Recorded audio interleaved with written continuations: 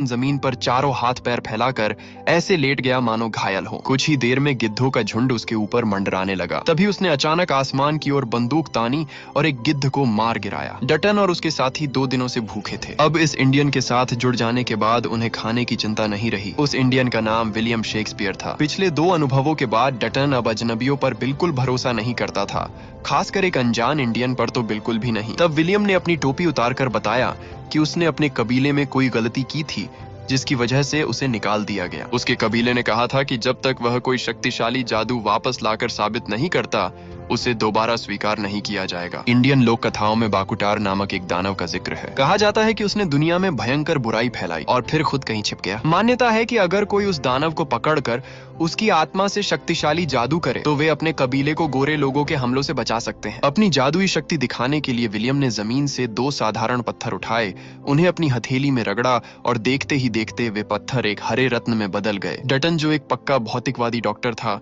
इन सब जादुई बातों पर बिल्कुल विश्वास नहीं करता था। उसने चुनौती दी कि अगर सच में जादू है तो पानी का स्रोत ढूंढ कर दिखाओ। लेकिन अगले ही पल विलियम ने उसे चौंका दिया। जैसे ही वह सामने की झाड़ियों को पार करके आगे बढ़ा और वहां सचमुच एक नदी बहती दिखी। ये संयोग था या विलियम सच में कोई जादू जानता था, ये कोई नहीं समझ पाया। लेकिन इस खोज ने सबको लंबे समय बाद राहत दी। सिंड्रा ने मौका देखकर नदी में जाकर खुलकर स्नान किया। उधर पास में सोफी के साथ खेल रहा निक अनजाने में यह दृश्य देख बैठा। उसके दिल में सिंड्रा के लिए छिपा प्रेम और भी गहरा हो गया। रात को जब सिंड्रा और डटन आपस में बातें कर रहे थे, तभी उसने आखिरकार निक की कहानी बताई कि निक समय पर पहुंच गया था। उसे बचाने के लिए उसने शेरिफ को मार डाला